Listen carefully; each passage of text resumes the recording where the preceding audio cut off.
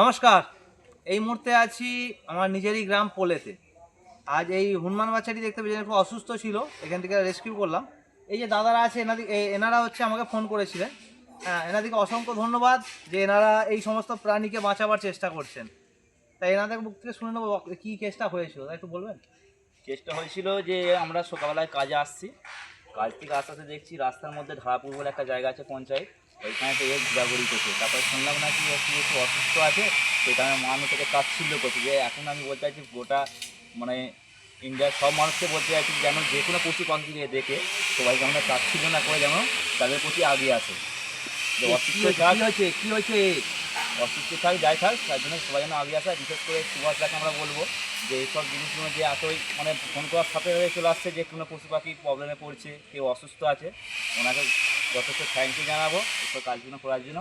আর আমরাও যে এর সাথে যুক্ত আছি এর সঙ্গে আমরাও নিজেদেরকে আমরা কৃতজ্ঞতা জানাবো। ঠিক আছে, আচ্ছা, ধন্যবাদ আপনাদেরকে।